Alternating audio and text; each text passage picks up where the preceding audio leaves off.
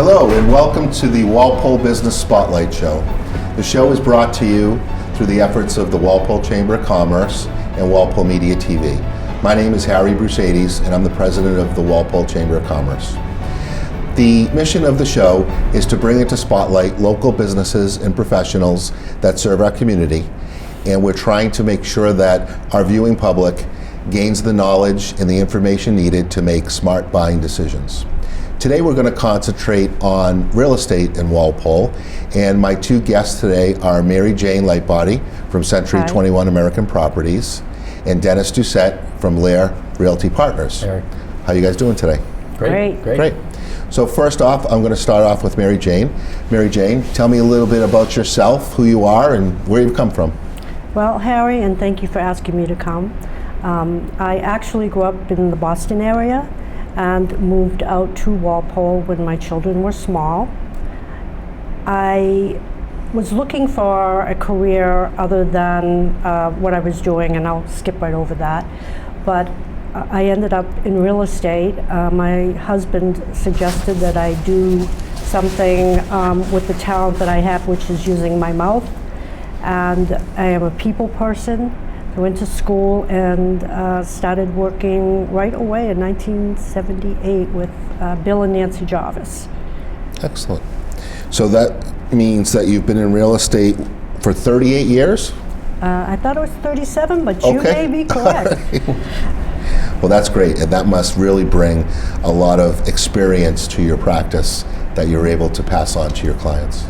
Yes. Okay. Yes. And you said your husband, Steele, is also your partner? Yes. Steele, Lightbody Steele was, and I'll show you this, first 20 years in real estate was on the Walpole Fire Department, which Dennis is a firefighter also. We have much in common. And we did several fundraisers together. Steele decided to retire and come to work with me, which I was not particularly in agreement with, but it has turned out to be a real blessing for us. And tell me a little bit about Century 21. Century 21 American Properties, Tom Taylor bought from Bill Jarvis, the business and the building. That was approximately 20 years ago. And so I was the manager of Jarvis Real Estate. And when Tom Taylor came into the building, I became the manager, co-manager of Century 21 American Properties. So Janet Robinson and myself were two managers, and then Tom is also a manager. At that point, about 6 months later, I decided there were too many chiefs and not enough Indians. So I went back just to selling real estate. And I also do a lot of the PR work in the office. Great. And who's the current owner now? That is, we have a new owner of the past 2 years, and that's Joanne DePietro Karamas.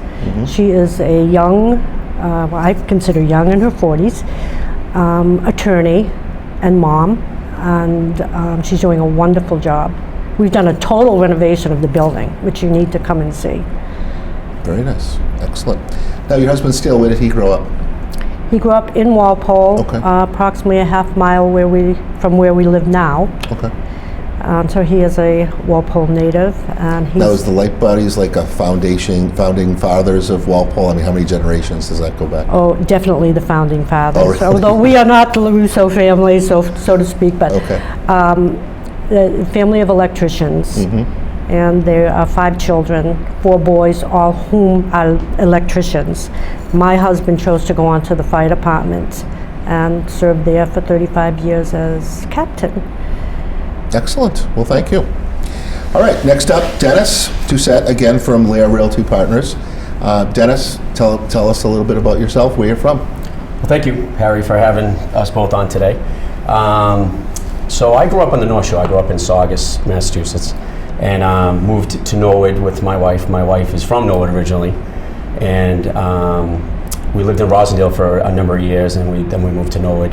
And here we have a daughter, Madison, and I serve the areas of Norwood and Walpole, and all the different communities surrounding that. And I love this area and love this part of Massachusetts. Are you aware of the rivalry between Walpole and Norwood? I am, and I like that because I had a similar rivalry up in the North Shore, so I think it's a friendly one, and I embrace something like that. Right. So your realty practice is full-time? It is, absolutely. But I'm also a full-time firefighter. The way the scheduling works, I'm able to do both careers full-time, and it's great. Been a firefighter for 15 years now. I work in Winchester, it's a great town, and just working real estate and being on the fire department, helping people is great. And so I'm able to do that as a firefighter and also as a real estate agent. That's great. Thank you for your service, and as well as Steele on all his years on the Walpole Very welcome. Fire Department. So how does that helping people in the fire department then gravitate to the real estate side of things? Well, when people, they call you at the fire department and they say, hey, I need you to help me with this, I need you to help me with this, and they trust us to come there and do the best job for them. Whether it be they need, they have a fire or they have a medical issue. So not to compare real estate with that, an emergency, but really when someone calls me or any real estate agent, they expect us to provide the service to them, and they trust us. And I think trust is the big thing when it comes to real estate. And you trust your firefighter, you want to trust your real estate agent. And so when people instill that trust in you, it's a big responsibility, and I like to have that. And that's you want to see through on that. So yeah, that is so true. You are going to trust your firefighter, and that then goes right over to the real estate side of things. Mary Jane, what was the reason for you to go into real estate as you were starting your career? Well, coming out of the city, and at the time, truthfully, I was a single mom with 2 children, and I was limited as to what I was going to do with the next stage of my life. So I felt that real estate, and my husband, by the way, we have 4 children combined and 8 grandchildren. My husband felt that it was a smart move as far as accessing time for family. I am completely a people person. I'm a hands-on person. I'm not able to sit here for 28 minutes is not easy for me.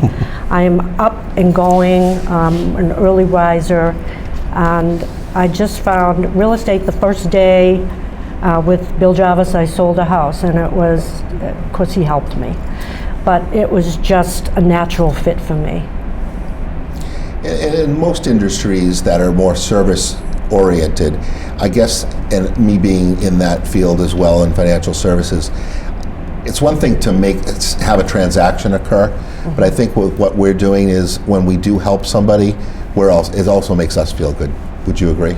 Absolutely, absolutely. My mission, honestly, each morning that I get up, and it's not just for real estate, it's for my life, is to go out with gratitude and kindness and help, whether it's a family member or a client, to meet their goals in a successful way, and to take the stress off them. And as a real estate agent, I know Dennis would agree, we can absorb that stress without taking it personal. That's a fine line sometimes, but great. So let's talk a little bit more specifically about real estate. My first topic would be listing a home. And could you tell us what somebody might do as far as getting ready to list a home? Should they be doing things even before they make that call, or should they be making that call first and then getting the advice from a professional as far as what steps to take? That's a great question. Some of that depends on the age barrier that you're dealing with. Meaning the person's age? Yes. Okay. So let's start with the oldest. The senior citizens usually are not as well prepared as the younger generation because they're so technology smart. They're watching all the home improvement shows and that type of thing. The senior people have a tendency to not update as frequently as the younger generation does. So I do get quite a few calls from seniors who say, I don't know where to start. Then I will go over, and face-to-face, hands-on is as important today as it was 35 years ago. And we will walk through the house. Some things can be changed and some things cannot, and you make the best of it. And also with that, I hire professional photographers. I'm a realtor, I'm not a photographer.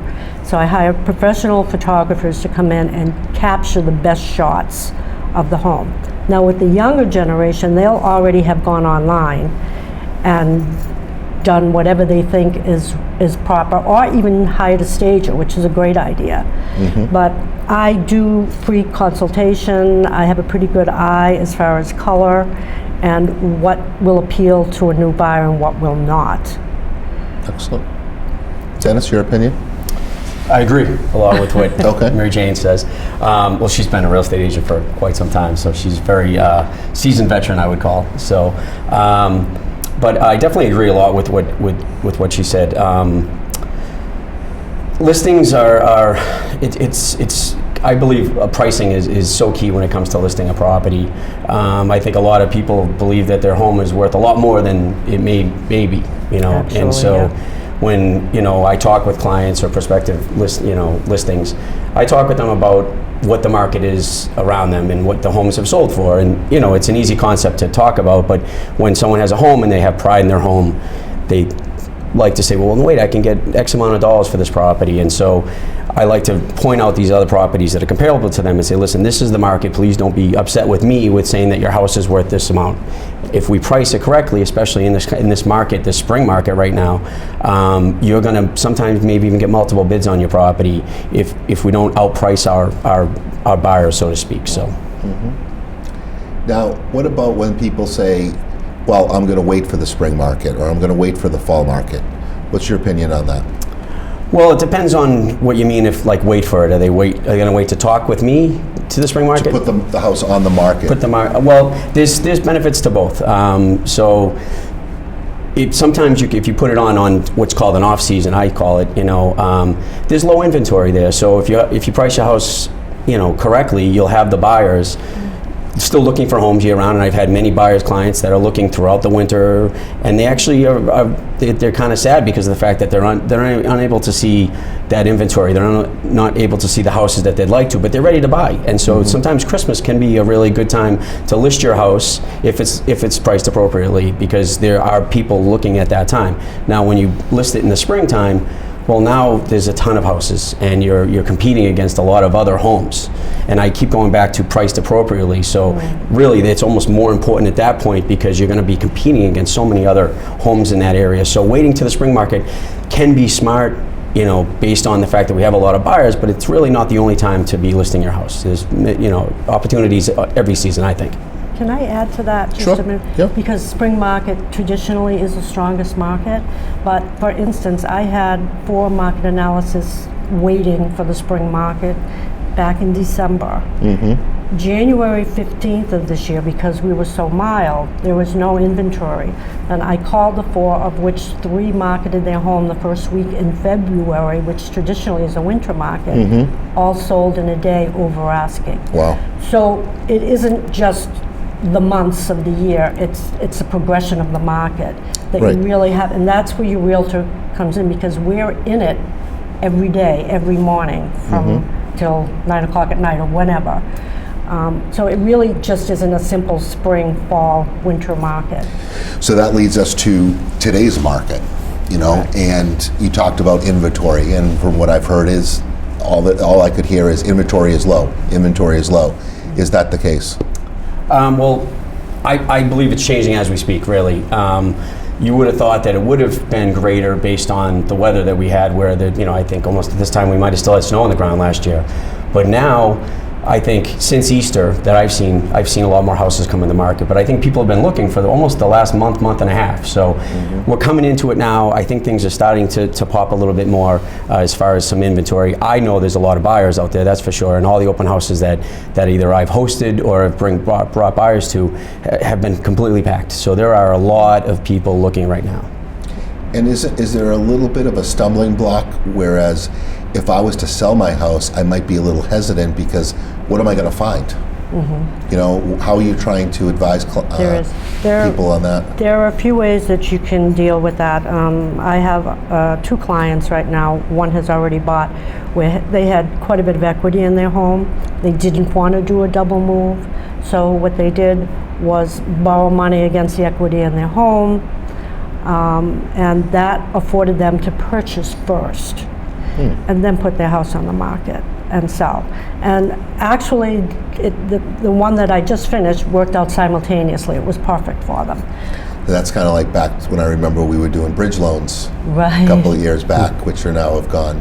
I think we can still do a bridge loan, but they're hard to get. More difficult. Few and far between banks that are offering those. But the other thing is, in the young buyers, I just had a young couple that were getting married. They wanted to get a value. They found a short sale in Rentham, and I said, okay, we'll work the short sale. You'll get the value, but it'll be 6 months.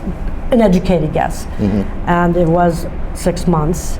But they found the home they want. They waited it out, went into an apartment, and then moved in. So it wasn't terribly convenient, but it's the what is your priority?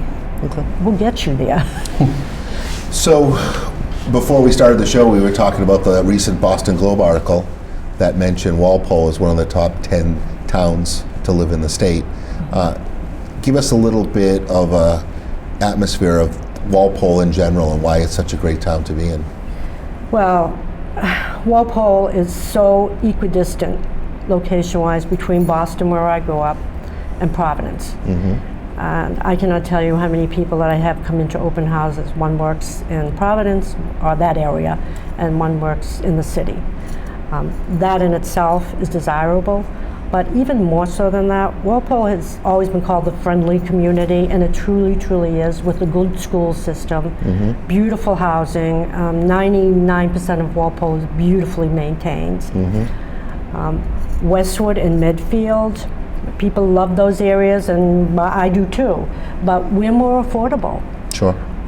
So if you want to call us the next best thing to Westwood, I don't know. I prefer Walpole, but Sure. I'm a little prejudiced, but we're a good value still till this day. I think I just saw the median price range just went over 500, so I think it was like 505 or something. So still very affordable, and even still for the first-time buyer market at that price range. And before I jump into the next part of the agenda, which is going to be first-time buyers, Dennis, again, just as far as where the business is, we know where Century 21 is. It's right on Main Street, on the way on 1A. Where is Lear located now? So my office is located in Norwood. It's on 91A Central Street. I know it across from Lewis's. Everyone knows about Lewis's. Yes. But my Lear Realty Partners actually has 22 offices across the state. They're actually only 2 years old, so they're one of the fastest growing real estate companies in the state. 350 plus agents, and it's a great place to work. Such a team atmosphere. Everywhere you turn, it really doesn't matter where somebody works, whether they work in Martha's Vineyard or whether they work in Bill Ricker. You can call anyone, and they're very supportive and helpful towards what you're trying to do in your business and helping other people. So it's fun to work there. And so, Dennis, you say you call yourself a realtor? Correct. And Mary Jane, you call yourself a broker. Could you guys just describe a little bit of that, nuance? I know there's buyer brokers out there. What's the difference between a realtor and a real estate broker? Well, I am a realtor as well. Okay, I figured. I am a realtor, but I am a licensed broker. There's salesperson. Dennis is probably a salesperson. I am, yep. Back in the 70s, when I got my license, you had the opportunity to apply for a salesperson or a broker. So why not go for the broker? And the only difference really is that I could open my own office, or I can handle my own funds. That's the only difference. Okay. But working under the hat of Century 21 American Properties, I'm in the position of a salesperson. But our office, and we're individually owned. We're not part of we are Century 21, but we're not part of a group like Lear is.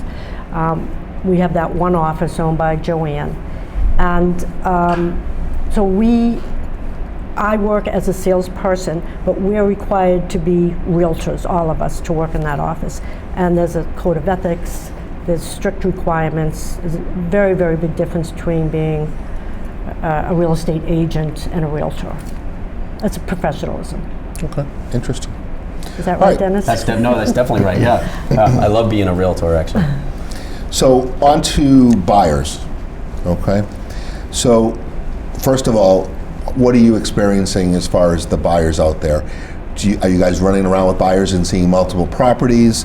Are the buyers meeting with you, discussing what they're looking for, and sticking with you?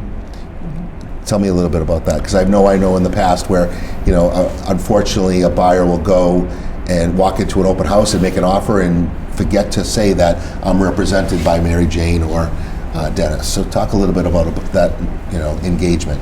Well, I'm actually working with several different buyers at this time, some on the North Shore and some in this area, some looking for multifamilies. So I really have a variety of buyers right now that are looking for property.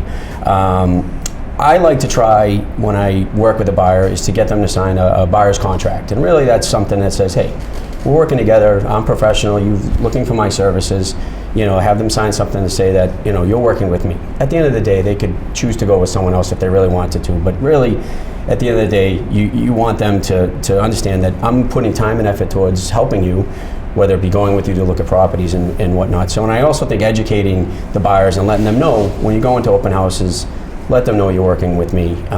Let them know that you have an agent that you're working with even though they're not there. I try to attend as many open houses as I can with my clients, but sometimes you're not able to do so. And then, they'll also let me know and say, hey, could we see this property even though there isn't an open house? And of course, that's something I need to be present for, whether it be the listing agent needs to be there or whatnot. But, I've done very well with that. I haven't had many buyers, in my short career that have worked with me and then went somewhere else, but that does happen. It's just part of the business, so to speak.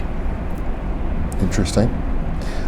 What about making sure your buyers are qualified? I mean, the last thing you want to do is, walk around with a buyer for 2-3 weeks and then find that they put an offer and they're not even qualified to buy that home.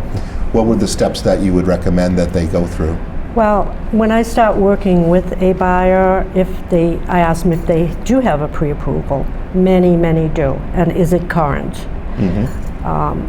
If not, I will give them a source, 2 or 3 names that they can call and get a pre-approval.